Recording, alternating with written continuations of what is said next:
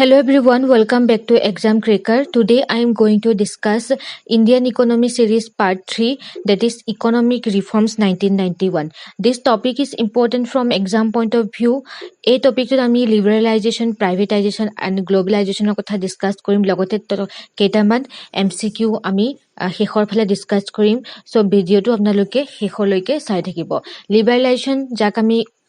উদাৰীকৰণ privatisation মানে ব্যক্তিগতকৰণ আৰু গ্লোবেলাইজেশ্যন গোলকীকৰণ বা বিশ্বায়ন বুলি যাক কোৱা হয় ঠিক আছে এতিয়া আমি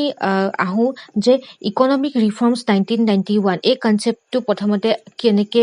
আমাৰ ইণ্ডিয়াত আহিলে ঠিক আছে কিয় এটো বিচাৰ কৰা হল যে আমি 1991 ৰ পৰা ইকোনমিক ৰিফৰ্মছ এটো কৰিব লাগিব ঠিক আছে ইয়াৰ মেইন ৰিজনটোৱে হৈছে যে ফাইনান্সিয়েল ক্ৰাইসিস ওকে ফাইনান্সিয়েল ক্ৰাইসিসৰ সময় হেতু সময়ত আমাৰ ইণ্ডিয়াত বহুতো ফাইনান্সিয়েল ক্ৰাইসিস হৈছিল ঠিক আছে আমাৰ ব্যালেন্স অফ পেমেন্ট যাক আমি ক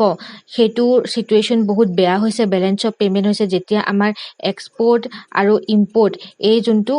ইয়াৰ যেতিয়া আমাৰ ব্যালেন্স নোহোৱা হ'ব তাক আমি কি কম ব্যালেন্স অফ পেমেন্টৰ ক্ৰাইসিস বুলি কোৱা হয় ঠিক আছে এই ক্ৰাইসিসটো কাৰণে এটা গোল্ডেন অপৰচুনিটি আমাৰ ভাৰতে ললে যে আমি ইকোনমিক ৰিফৰ্ম ইউজ কৰিব লাগে ইকোনমিক ৰিফৰ্ম 1991 আমি আৰম্ভ কৰিব লাগে যাতে আমাৰ যোনখিনি ক্ৰাইসিস হৈ আছে এই ক্ৰাইসিসখিনি যাতে আমাৰ দূৰ হয় ঠিক আছে সো এই বেসিক্যালি ফাইনান্সিয়েল ক্ৰাইসিসৰ কাৰণে ফাইনান্সিয়েল ক্ৰাইসিসটো কাৰণে liberalization privatization আৰু গ্লোবালাইজেশনৰ কনসেপ্টটো 1991 ৰ পৰা আৰম্ভ হল ঠিক আছে so I hope these things is clear to you all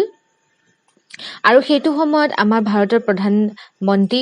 আছিলে PV Narasimha Rao okay PV Narasimha Rao এটো পৰীক্ষাত আহি থাকে আপোনালোকৰ নিউ ইকোনমিক পলিসি ৰিফৰ্মৰ সময়ত আমাৰ প্ৰাইম মিনিষ্টাৰ আছিলে পিভি নৰসিংহ ৰাও আৰু হেতু সময়ত ফাইনান্স মিনিষ্টাৰ আছিলে ডক্টৰ মনমোহন সিং সো দুইটা অপচনত দিয়ে কোন প্ৰাইম মিনিষ্টাৰ আছিলে বুলি বা কোন ফাইনান্স মিনিষ্টাৰ আছিলে বুলি সো আপোনালোকে ইয়াৰ ৰেফাৰেন্সটো মনত ৰাখিব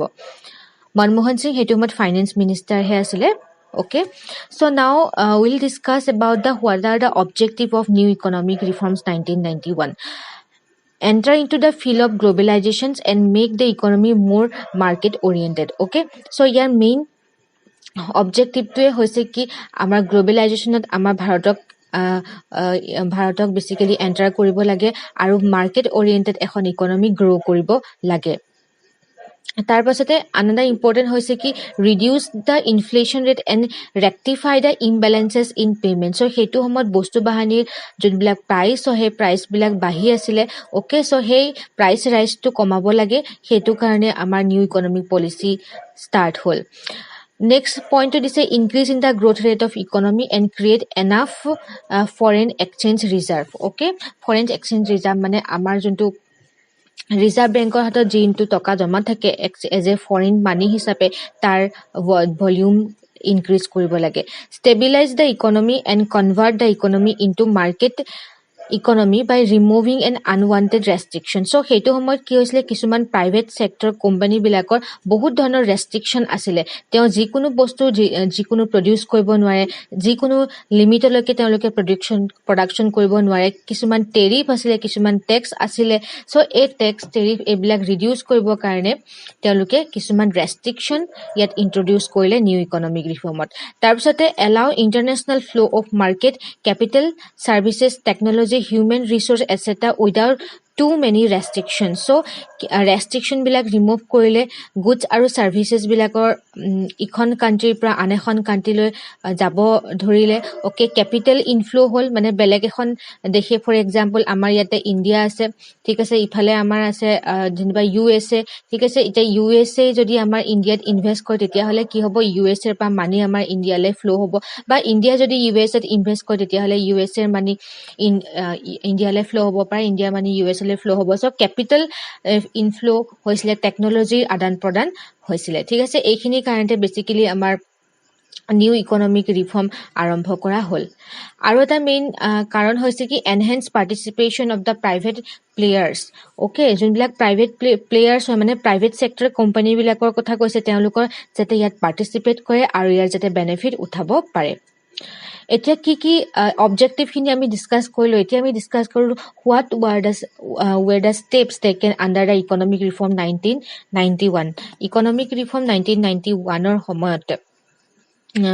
কি ষ্টেপছ তেওঁলোকে লৈছিলে চ' আমাৰ যোনখিনি ষ্টেপ হয় সেই ষ্টেপখিনি থ্ৰী ফ'ল্ড ষ্টেপ বুলি ক'ব পাৰোঁ কাৰণ আমি তিনিটা ভাগত ভাগ কৰোঁ লিবাৰেলাইজেশ্যন প্ৰাইভেটাইজেশ্যন আৰু গ্ল'বেলাইজেশ্যন বুলি ঠিক আছে চ' এই তিনিটা ষ্টেপ লোৱা হৈছিলে এতিয়া আমি এটা এটাকৈ ডিছকাছ কৰিম লিবাৰেলাইজেশ্যন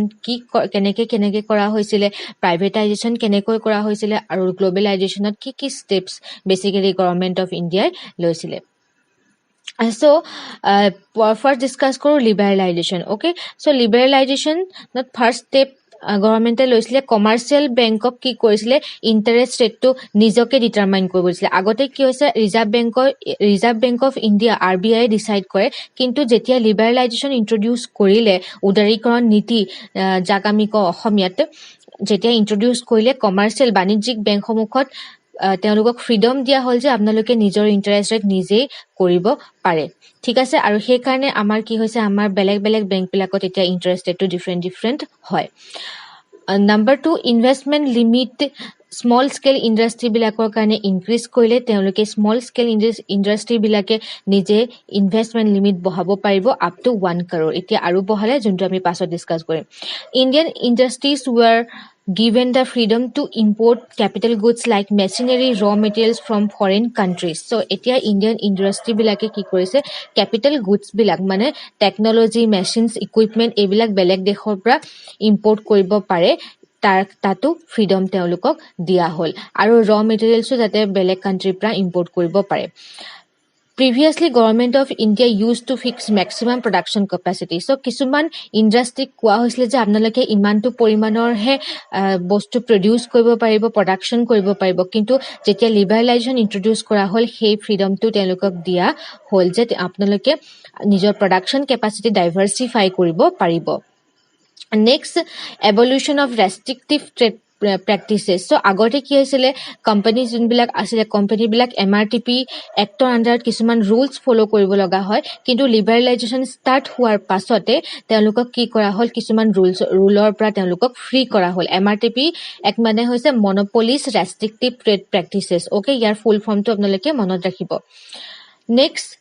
industrial licensing and registration so' আগতে কি হৈছিলে এটা ইণ্ডাষ্ট্ৰী তেওঁলোকে যদি সেট আপ কৰিব লাগে তেতিয়াহ'লে বিভিন্ন ধৰণৰ licensing policy government of India approve কৰিব লাগিব কিছুমান লাইচেন্স দৰকাৰ হয় যেনেকৈ এতিয়াও আমাৰ ড্ৰাগছ বা ৱাইন শ্বপ এইবিলাকৰ কাৰণে লাইচেন্সিং দৰকাৰ হয় ঠিক তেনেকৈ বিভিন্ন ধৰণৰ ইণ্ডাষ্ট্ৰী আছিলে সেই ইণ্ডাষ্ট্ৰীবিলাকতো লাইচেন্সিং বা ৰেজিষ্ট্ৰেশ্যনৰ দৰকাৰ হৈছিলে ঠিক আছে এতিয়া সেইখিনিৰ পৰা কিছুমান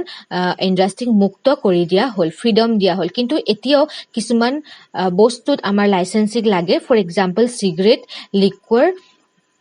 industrial explosive defence equipment hazardous chemical drugs এই ছটা বস্তু যদি তেওঁ প্ৰডিউচ কৰিব বিচাৰে বা দোকান এনেকুৱা ভেঞ্চাৰ খুলিব বিচাৰে নতুনকৈ তেতিয়াহ'লে ইণ্ডাষ্ট্ৰিয়েল লাইচেন্সিং এতিয়াও দৰকাৰ হয় বাকীখিনিত লাইচেন্সিং ৰিমুভ কৰি দিয়া হৈছিলে লিবাৰেলাইজেশ্যনৰ টাইমত এতিয়া আহোঁ আমি steps taken under the privatization okay ব্যক্তিগতকৰণত কেনেকুৱা ধৰণৰ ষ্টেপছ লৈছে এতিয়া প্ৰাইভেটাইজেশ্যন মানে কি privatization refers to opening up of private sector to industry which were previously reserve for government sector so' 1991ৰ পাছত কি কৰিলে কিছুমান ইণ্ডাষ্ট্ৰী যোনখিনি গভৰ্ণমেণ্টৰ আণ্ডাৰত আছিলে পাব্লিক এণ্টাৰপ্ৰাইজেছ আছিলে সেই পাব্লিক কোম্পানীখিনিক প্ৰাইভেটলৈ ট্ৰান্সফাৰ কৰা হৈছিলে আৰু এইটো বিশেষকৈ দুটা ধৰণে কৰা হয় এটা হৈছে selling shares of PSU okay privatization কৰিবৰ কাৰণে বেচিকেলি দুটা ষ্টেপ লয় গভৰ্ণমেণ্ট অফ ইণ্ডিয়াই এটা হৈছে নিজৰ শ্বেয়াৰ্ছ পাব্লিক ছেক্টৰ এণ্টাৰপ্ৰাইজ মানে পাব্লিক ছেক্টৰ ইউনিট মানে পাব্লিক বা ফাইনেন্সিয়েল ইনষ্টিটিউশ্যনক নিজৰ শ্বেয়াৰ্ছ বিক্ৰী কৰি দিয়া ঠিক আছে মনত ৰাখিব যেতিয়া প্ৰাইভেটাইজেশ্যন কৰে গভৰ্ণমেণ্ট অফ ইণ্ডিয়া তেতিয়াহ'লে দুই ধৰণে কৰিব পাৰে নাম্বাৰ 1টো হৈছে আমাৰ selling shares of PSUs আৰু নাম্বাৰ 2 হৈছে disinvestment যেতিয়া এই প্ৰথম টেকনিকটো ইউজ কৰে selling shares of public sector unit তাত গভৰ্ণমেণ্ট অফ ইণ্ডিয়া আইডাৰ পাব্লিকক বিক্ৰী কৰিব নহ'লে কিছুমান ফাইনেন্সিয়েল ইনষ্টিটিউশ্যনক তেওঁলোকে নিজৰ শ্বেয়াৰ্ছ বিক্ৰী কৰি দিয়ে যেনেকৈ ফৰ এক্সাম্পল মাৰুতি উদ্যোগটো প্ৰাইভেট কোম্পানীক বিক্ৰী কৰি দিয়া হ'ল ঠিক আছে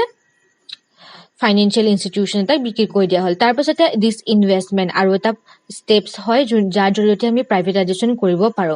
this investment in PSU মানে public sector enterprise বিলাকক this investment কৰি দিয়া হয় ইয়াৰ meaning টো হৈছে নিজৰ এটা part বেলেগক বিক্ৰী কৰি দিয়া হয় কিন্তু only private sector হে বিক্ৰী কৰিব so this investment is related to the private sector but selling shares to the public and financial institutions is little bit different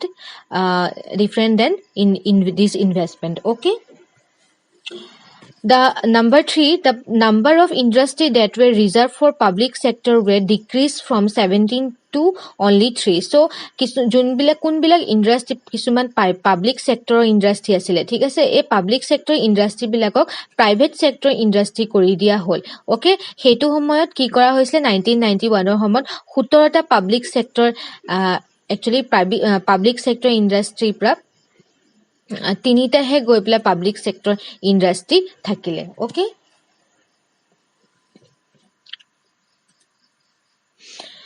next আমি ডিসকাস কৰো আৰু হে তিনিটা কি হয় মই আপোনালোকক এতে মেনশন কৰি দিম that is transport and railways atomic energy mining and atomic minerals okay এগিটা আমাৰ কি হয় a liberalization টাইমত মানে পাব্লিক সেক্টৰ ইন্ডাষ্ট্ৰি ডিক্ৰিজ কৰি দিয়া হল 17 to 3 লকে steps taken under the globalizations okay globalization or mane ki hoy ba bissayan ba gulokikron jak ami kong ki hoy globalization refers to opening up the economy more towards foreign investment and global trade so bissayan ba globalization mane hoise enekua ta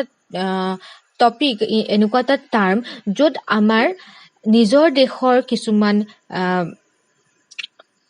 কিছুমান relation ঠিক আছে নিজৰ দেশৰ কিছুমান market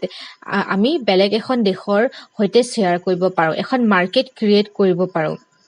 বস্তু বাহানি আদান প্ৰদান কৰিব পাৰো বেলেগ এখন দেশৰ লগত মানে ৰিলেশন টু বৃদ্ধি কৰে গ্লোবালাইজেশনে okay so opening up the economy more towards the foreign investment so amar for example india goise usa china eneke beleg countries tot goi nijor trade koribo pare hetoi hoise globalizations etia globalization beleg dhorne koribo pare ki keneke dhorne koribo pare reduction in tariff etia sab reduction in tariff mane hoise it is a type of tax okay jetia ami ইন্ডিয়াৰ পৰা কিবা এটা বস্তু export কৰো ঠিক আছে যেতিয়া export কৰো তেতিয়া কি হৈছে হে যোনটো প্ৰডাকশন ইউনিটে এক্সপোৰ্ট কৰিছে হে প্ৰডাকশন ইউনিটে গভৰ্নমেন্টক টেৰিফ দিব লাগে যাক আমি ট্যাক্স বুলি কওঁ ঠিক আছে হে এক্সপোৰ্ট ইউনিটটোৱে বেলেগ এখন কান্ট্ৰি ফৰ এক্সাম্পল চাইনাক ট্ৰেড কৰিব বিচাৰিছে ঠিক চাইনালে এইখিনি বস্তু এক্সপোৰ্ট কৰিব বিচাৰিছে তেতিয়া হলে হে প্ৰডাকশন ইউনিটে গভৰ্নমেন্ট অফ ইণ্ডিয়াক টেৰিফ দিব লাগে মানে ট্যাক্স দিব লাগে আৰু যেতিয়া গ্লোবালাইজেশন ইন্ট্ৰোডিউস হল হেতু সময়ত কি কৰিলে এই যোনটো টেৰিফ হয় ট্যাক্স ৰেট হয় হে ট্যাক্স ৰেটটো ৰিডিউস কৰি দিয়া হল ঠিক আছে যাক আমি কাস্টম ডিউটি বুলিও কওঁ হেতু ৰিডিউস কৰি দিয়া হল এক্সপোৰ্ট আৰু ইম্পোৰ্টত ঠিক আছে আৰু ৰিডিউস কৰি দিলে কি হ'ব আৰু বেছি এক্সপোৰ্ট কৰিব ৰাইট সো এই এক্সপোৰ্ট টেৰিফটো ৰিডিউস কৰি দিয়া হল নম্বৰ 2 লং টাৰ্ম ট্ৰেড পলিচি এতিয়া কিছুমান ট্ৰেড পলিচি এনফোৰ্স কৰা হল লং পিৰিয়ডৰ কাৰণে আৰু হে ট্ৰেড পলিচি খিনি ডিসকাস কৰিম এতিয়া লিবাৰেল পলিচি লোৱা হল যে বহুত বেছি ৰেস্ট্ৰিকশন নাথাকিব এতিয়া কিবা এটা বস্তু এক্সপোৰ্ট বা ইম্পোৰ্ট কৰিব হলে এতিয়া কোনো ধৰণৰ ৰেস্ট্ৰিকশন নাথাকিব ৰেস্ট্ৰিকশন মানে দুটা ধৰণে হ'ব পাৰে এটা ট্যাক্স লগাব পাৰে যোনটো আমি এতিয়া ডিসকাস কৰিলো টেৰিফ ঠিক আছে আৰু কোটাও এটা টাইপ অফ টেৰিফে হয় কিন্তু কোটাত কি কৰা হয় ফিজিক্যাল ভলিউমটো কমাই দিয়া হয় মানে কি হৈছে ফৰ এক্সাম্পল আমি এটা মোবাইল কোম্পানী ইন্ট্ৰোডিউস কৰিছো মোবাইলৰ যোনটো প্ৰডাকশন হয় আমি ফৰেন কান্ট্ৰিজত ফৰ এক্সাম্পল 1000 টাহে ট্ৰান্সফাৰ কৰিব পাৰিম আগতে আমি যেনিবা 3000 টা কৰিছিলো এতিয়া আমি 1000 টাহে যেনিবা 1000 টাহে যেনিবা ইম্পোৰ্ট কৰিব পাৰিম সো এটো হৈছে কোটা লগাই দিয়া হয় যে ফিজিক্যাল কোয়ান্টিটিটো ৰিডিউস কৰি দিয়া হয় ঠিক আছে সো যেতিয়া গ্লোবালাইজেশন আৰম্ভ হল লিবাৰেল পলিচি ইন্ট্ৰোডিউস কৰা হল যাতে বেছিকে ট্ৰেড প্ৰ্যাকটিস কৰিব পাৰে ঠিক আছে নেক্সট আছে number 2 that is encouragement of open competition. So এতিয়া open competition কৰা হল বেলেগ বেলেগ কোম্পানী বিলাকৰ মাজত production unit বিলাকৰ মাজত competition টো বাহিলে. Number 3, control of foreign trade were removed. Foreign trade ত যি control আছিলে মই যোনটো এইমাত্ৰ ডিসকাস কৰিলো সেইটো ৰিমুভ কৰা হল. আৰু number 4 টো হৈছে যে before 1991 import to India were regulated by positive list of freely importable goods. From 1992 onwards the list was replaced by a limited negative list. Okay, আগতে 1991 ৰ আগত কি আছিল যে আমি কেইটামান বস্তুহে ইম্পোৰ্ট বা এক্সপোৰ্ট কৰিব পাৰিছিলো, কিন্তু 1992 পাছত সেই লিষ্টখনৰ সংখ্যা কমি গল, আমি এটা বেছিকে বস্তু এক্সপোৰ্ট বা ইম্পোৰ্ট কৰিব পাৰো. Almost all intermediate and capital goods were freed from the list for import restriction. যোনবিলাক ইন্টাৰমিডিয়েট প্ৰডাক্ট হয়, ইন্টাৰমিডিয়েট প্ৰডাক্ট মানে কি হয়, যোনবিলাক বস্তুৰ দি এজ এ ৰ মেটেৰিয়েল আমি যেনিবা ইউজ কৰোঁ, ইণ্টাৰমিডিয়েট বস্তুবিলাক কিবা এটা বস্তু প্ৰডিউচ কৰিবলৈ আমি কিছুমান ইণ্টাৰমিডিয়েট গুডছ দৰকাৰ হয়. ঠিক আছে, এই ইণ্টাৰমিডিয়েট গুডছ আৰু কেপিটেল গুডছ মানে মেচিনেৰী এইবিলাক ফ্ৰী কৰি দিয়া হ'ল, ইম্পৰ্ট ৰেষ্ট্ৰিকশ্যন ইয়াৰ পৰা আঁতৰাই দিয়া হ'ল. ঠিক আছে, next Indian currency was made partially convertible. আগতে ইণ্ডিয়ান কাৰেঞ্চি আমি কনভাৰ্ট কৰিব গোল্ডলেহে কনভাৰ্ট কৰিব পাৰো, এনেকুৱা ধৰণৰ কিছুমান পলিচি আছিলে. এতিয়া আমি ফ্ৰীলি পাৰ্চিয়েলি গ্ল'বেলাইজেশ্যন যেতিয়া আৰম্ভ হৈছিলে তেতিয়া আমাৰ ইণ্ডিয়ান কাৰেঞ্চি আমি বেলেগ মুদ্ৰালৈও ট্ৰান্সফাৰ কৰিব পাৰিছিলো. Okay, the equity limit of foreign capital investment was raised from 40% to 100%. Okay, আৰু এই যোনটো ইকুইটি এক্ট হয়, এই ফেমা এক্টখন ফেৰাৰ দ্বাৰা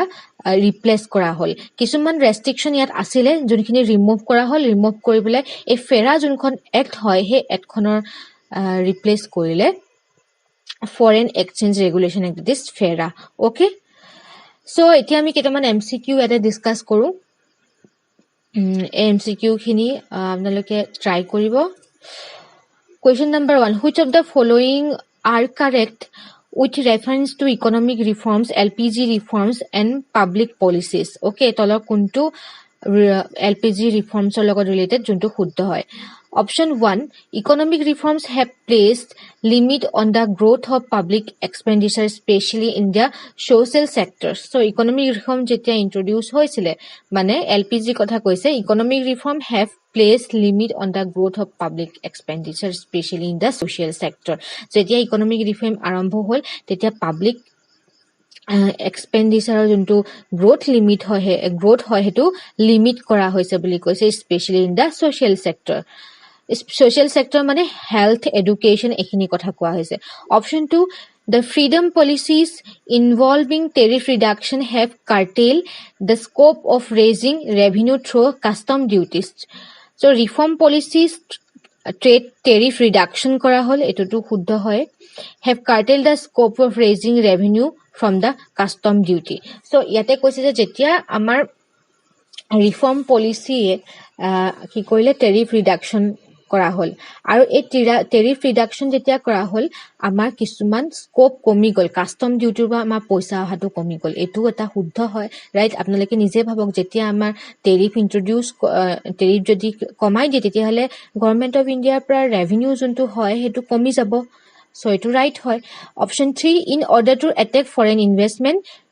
tax incentive were provided to foreign investor which further reduced the scope for raising tax revenue. So যেতিয়া আমাৰ foreign ইনভেষ্টমেণ্টক attract কৰিবৰ কাৰণে, অ'কে,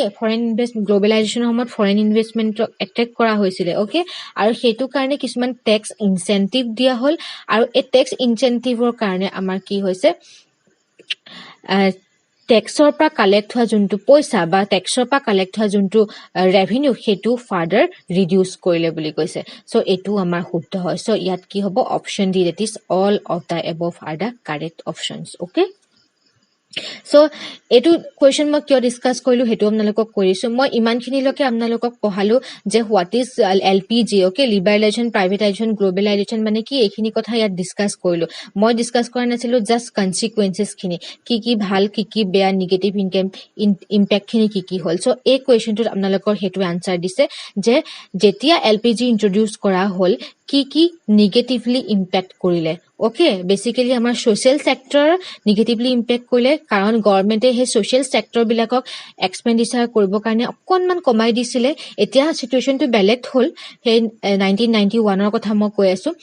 আৰু ট্যাক্সৰ পৰা হোৱা ৰেভিনিউ ৰিডিউস হ'ল ওকে ফৰেন ইনভেষ্টমেন্টৰ কাৰণে ট্যাক্সৰ পৰা হোৱা ৰেভিনিউ ৰিডিউস হ'ল এটো এটা নিগেটিভলি ইম্পেক্ট কৰিলে okay Question number 2. Which of the following statement reflect the correct picture of the reforms? Tolor kuntu correct picture show korise reforms period. Option 1. In the domestic economy, major reforms were undertaken in the industrial and financial sector. Amar domestic economy mane India kotha koise. India ki hoisile eta major reform lua hoisile industrial and financial sector. Option 2. Major external sector reforms included foreign exchange deregulation and import liberalization. So major external sector reform sot ki bostu yat include korise foreign exchange deregulation aru import liberalization so etu amar ki hoy শুদ্ধ হয় so yate ki hobo option C that is both option 1 and 2 are correct so etu apnaloke kobo pare je amar a consequences of LPG boli okay question number 3 this investment means selling of public investment to One option A private enterprises, option B public, option C capital market, option D departmental enterprises. So your answer to apnaloke comment section ot dibo boli moi aha korilu ba group ot send kori dibo. This investment mane ki hoy? ঠিক আছে মই অলপ আগতে discuss কৰিছিলো what is this investment year answer to apnaloke সকলোৱে মোক comment section ত দিব. Question number 3 answer to okay etu hol question number 4. Which organization strain on the liberalization of foreign investment and foreign trade? A. International Monetary Fund. Option B. World Health Organization. Option C. World Trade Organization. International Labour Organization. So, yet ki koise liberalization or kotha koa hoise. Obviously, liberalization is related to foreign investment or trade. Okay, foreign trade logote related hoy. So, yet ami belek option saboi na lage. Answer is C. That is World Trade Organizations. So that's for all today. If you want to enroll our UGC NET SLATE classes, okay, UGC NET or SLATE classes amar already start hoise. Aru tar karone বিভিন্ন ধৰণৰ এক্সামৰ কাৰণে আমাৰ ইয়াত test সিৰিজ available আছে GS okay আৰু আমাৰ হাই secondary TET আৰু সিটেটৰ যোনটো কোৰ্স হেতুটো চলি আছে আপোনালোকে যদি ইয়াত এনৰোল হ'ব বিচাৰিছে তেতিয়া হলে এই নাম্বাৰটো আপোনালোকে যোগাযোগ কৰিব 60005759 যোগাযোগ কৰিব ডেসক্ৰিপচন বক্সত মই নাম্বাৰটো দেখাই দিম okay so thank you for watching and God bless you all. If you have any doubts you can ask in the comment section below.